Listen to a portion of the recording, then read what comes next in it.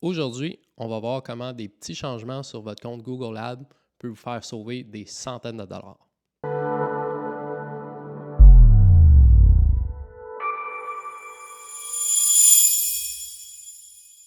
Bonjour, mon nom est Louis-Philippe. Je suis expert SEO et Google Ads. Je vais mettre mon lien LinkedIn dans la description. J'ai aidé des centaines d'entreprises à améliorer leur visibilité en ligne et optimiser leur Google Ads. J'ai des centaines d'heures de formation, autant Google Ads que SEO. Et aujourd'hui, on va voir comment des petits changements à votre compte Google Ads peuvent vous faire sauver des centaines de dollars. La première optimisation vraiment simple, c'est les optimisations recommandées par Google. Donc, quand on va dans l'onglet Optimisation, Google fournit un score d'optimisation. Règle générale, si le score est vraiment bas, c'est qu'il y a beaucoup d'optimisations possibles et il faut vérifier chacune des recommandations et faire celles qui sont pertinentes. Par contre, si on a un score de 100%, ça veut dire qu'on fait un petit peu trop confiance à Google et il y a beaucoup d'opportunités d'optimiser manuellement sur des trucs que Google va juste faire automatiquement et ça ne va pas nécessairement aider votre compte. En fait, ça va nuire à votre compte. Donc, règle générale, le score d'optimisation, il doit être dans le range de 80%. S'il est plus bas que ça, on vérifie les optimisations, mais s'il est plus haut, vraiment à 100%, là encore, il faut vérifier est-ce qu'il y a des optimisations automatiques qui ne sont pas dans le meilleur intérêt pour votre compte. Suite à avoir vérifié les recommandations, une configuration globale du compte qui a un lien avec les recommandations automatiques, c'est l'activation des automations sur votre compte. Donc, ce que ça veut dire, c'est que Google a une option qui permet d'ajouter des annonces automatiquement, d'ajouter des mots-clés automatiquement et faire des recommandations sans même que vous soyez au courant de quelles automatisations sont faites. Donc, on désactive tout ça.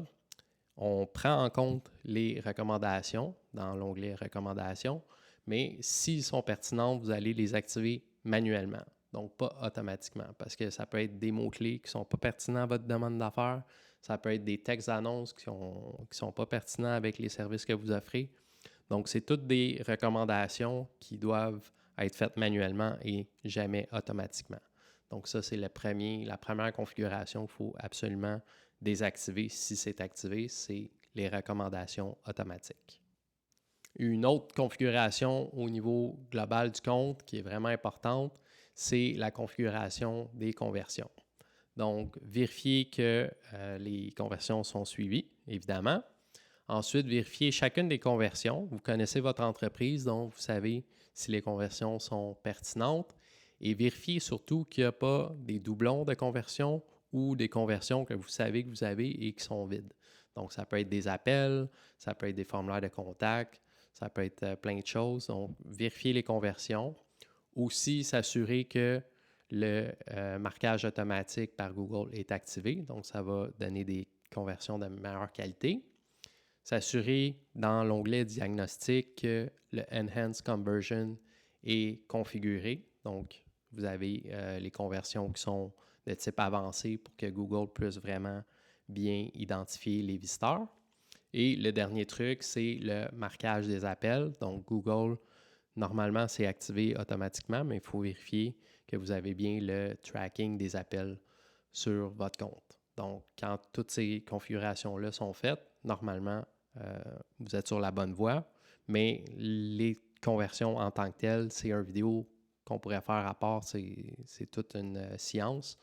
Donc, s'assurer que les conversions de base sont bien implémentées et faites appel à un expert si vous avez besoin d'aide pour des conversions un petit peu plus avancées. Une autre configuration au niveau du compte global, c'est s'assurer que vous avez les actifs Google liés à votre compte Google Ads. Donc, Google Analytics, Google Search Console et Google My Business. Donc, s'assurer que les comptes sont liés, spécialement si vous êtes une entreprise qui offre des services locaux, comme un cabinet d'avocats, par exemple. S'assurer que votre fiche Google My Business est bien liée au compte Google Ads. Comme ça, quand quelqu'un fait une recherche locale, vous allez pouvoir avoir votre fiche Google My Business qui va sortir dans les premiers résultats. une petite optimisation vraiment simple qui va vous sauver des centaines de dollars et que je vois régulièrement dans des comptes qui ne sont pas optimisés, c'est la présence d'exclusion. Donc, exclusion de mots-clés, des mots-clés négatifs, exclusion d'emplacement et exclusion de IP. Donc, l'exclusion des mots-clés, comme le terme le dit, c'est des mots-clés sur lesquels vous ne voulez pas sortir. Exemple, si vous êtes un cabinet d'avocats, vous ne voulez pas sortir sur aide juridique ou consultation gratuite, il faut s'assurer que ces termes sont vraiment mis au niveau du compte dans les exclusions de mots-clés. Ensuite, les exclusions de placement.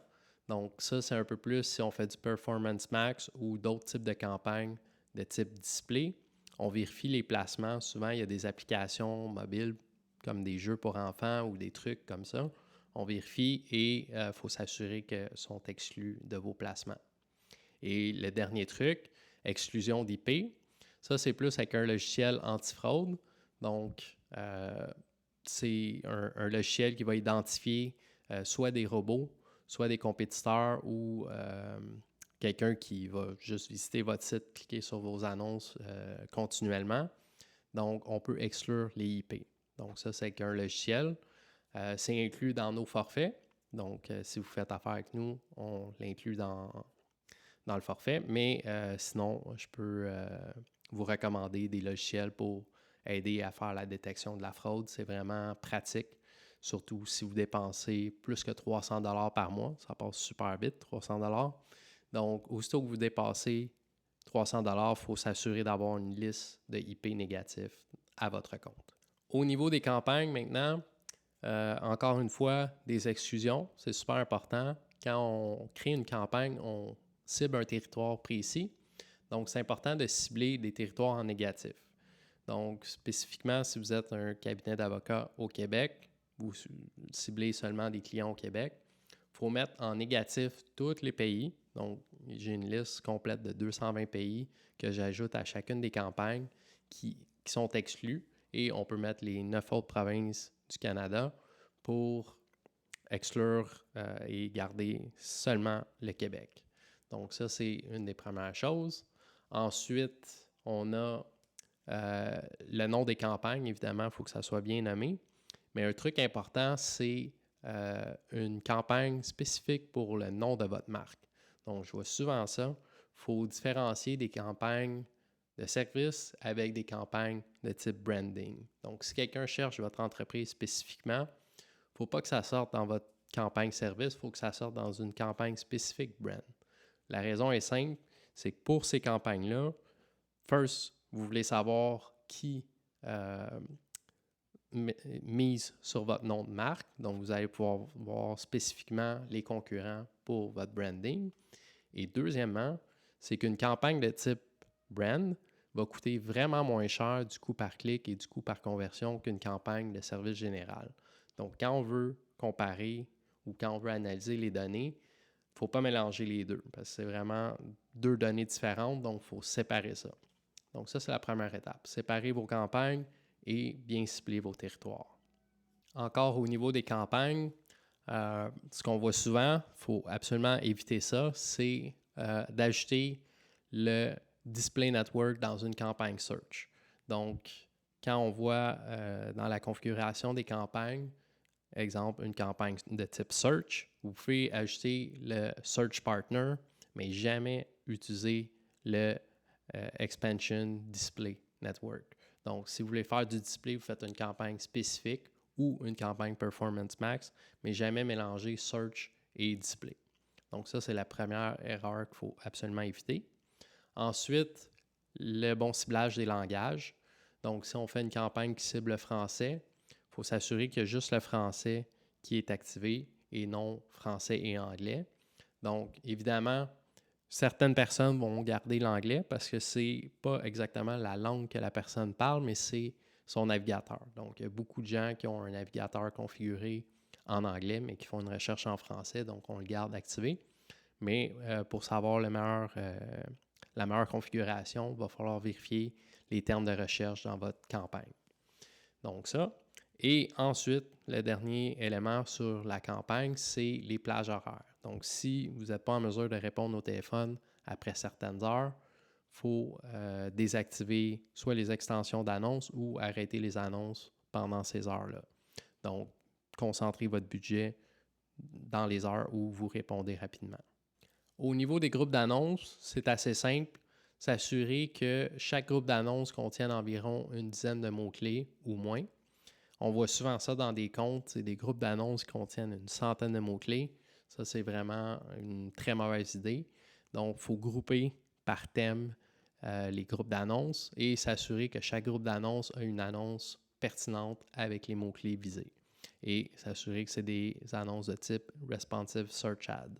Donc, si vous avez les anciens formats, allez updater au nouveau format et s'assurer que c'est des thèmes. Les groupes d'annonces, c'est un peu comme une thématique, donc pas mettre, exemple, avocat criminel et avocat droit civil dans le même groupe d'annonces.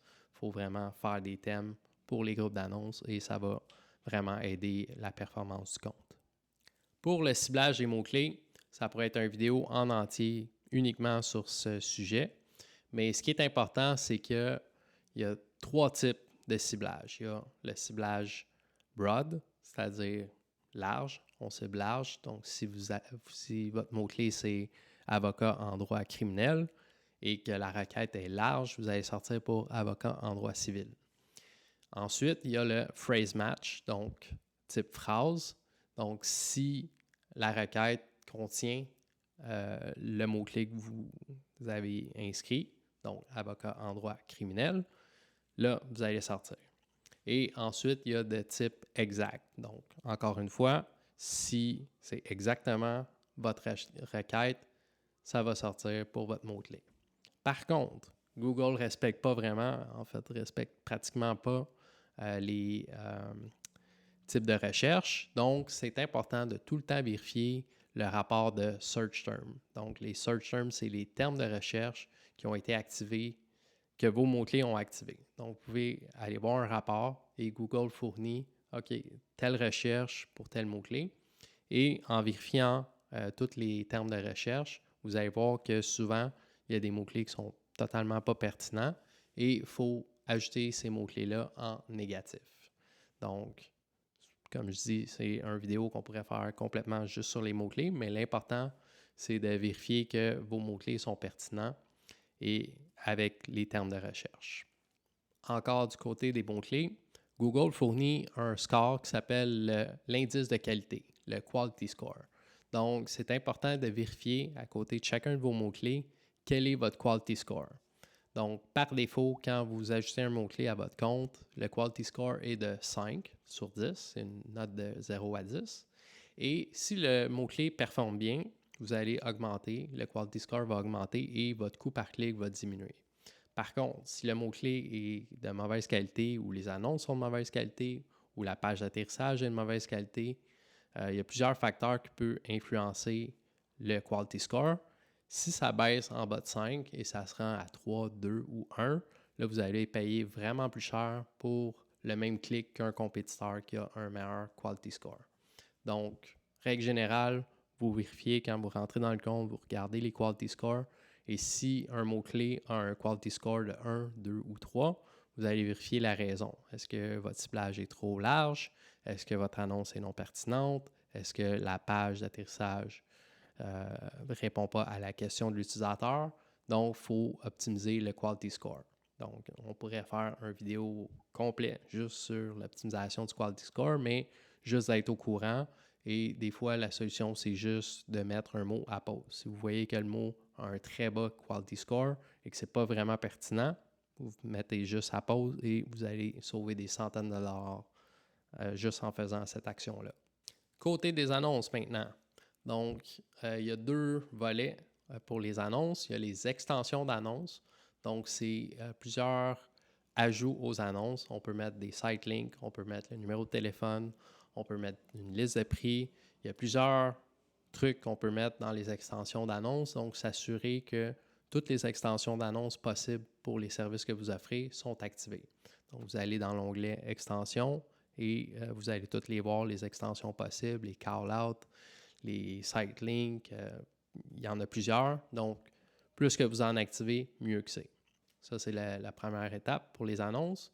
Ensuite, quand vous faites des annonces en Responsive Search Ad, Google fournit un score qui s'appelle le Ad Strength. Donc, s'assurer que le score est au minimum à good. Donc, il y a low, good et bonne qualité. Donc, s'assurer que vous avez un bon ad strength. Et aussi, un truc qui est super simple que je vois souvent qui est négligé dans des comptes, c'est de mentionner les bénéfices de votre service. Pas juste la description du service, mais les bénéfices que ça donne. Donc, juste ce petit changement-là, en ajoutant dans vos annonces les bénéfices, vous allez voir que le quality score augmente, le taux de conversion augmente et vous allez avoir une bien meilleure performance au bout de la ligne. Si vous implémentez chacun des trucs que j'ai mentionnés aujourd'hui, vous allez sauver des centaines de dollars. Si vous avez appris quelque chose, vous me devez un like.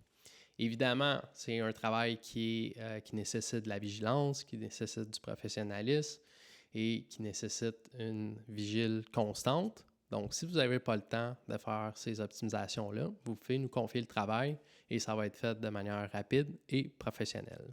Donc, le lien est dans la description et je vous souhaite une bonne journée.